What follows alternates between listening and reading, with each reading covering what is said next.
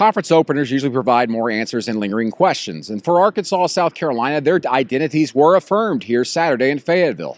The findings? The Razorbacks have experience, and they're talented, especially with quarterback KJ Jefferson. He's one of the 4 best quarterbacks in this loaded SEC because of his punishing runs and big arm, and he benefits greatly with the help of one of the top offensive lines in the SEC.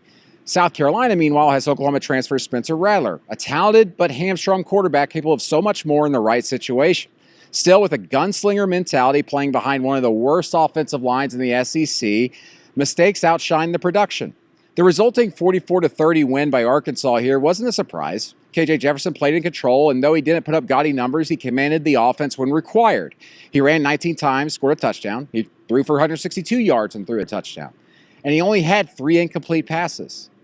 Listen, the score here should have been worse. The Gamecocks of last season would have lost this game by 4 touchdowns. And that's what makes Rattler's addition at South Carolina such an unreachable itch. He's a boost, but also a hindrance. Sometimes his big play mentality results in huge gains, but he too often misfires horribly in big moments. He wasn't helped by his receivers Saturday either. They dropped passes in a single-digit game in the first half, but he also overthrew several receivers, at least 3 times. The worst part is his offensive line is really leaky, and it might just be the worst in the SEC. And that's going to lead to more frustrations and some high-scoring wins and losses for Spencer Rattler, and some middling numbers like he recorded Saturday. Unsurprisingly, he played like his old self at Oklahoma. He was at his best with the game seemingly out of reach, and was at his gunslinging worst when a win was there for the taking. He completed only 57% of his throws with the game tied or within single digits.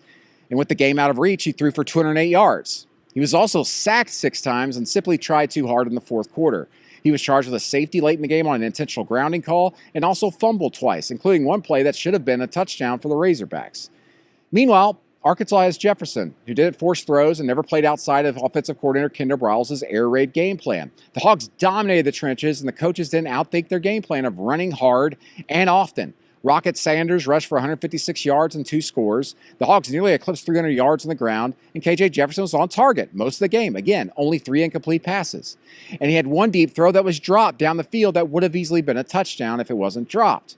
The Razorbacks seem poised to win, and win a lot, with this team built in the trenches and a quarterback capable of smoothing out some of the rough spots. And that time will come, particularly with weak spots in Arkansas's injury-depleted pass defense, as we saw here Saturday. Said Arkansas coach Sam Pittman, he pretty much can take over the game when he wants to. Meanwhile, South Carolina is a mess of ideas lifted up and sometimes sunk by a one-time Heisman Trophy contender at Oklahoma. Rattler is, simply put, one of the more befuddling quarterbacks in college football, and his offensive line may make it even more difficult to reclaim his fame and also win games.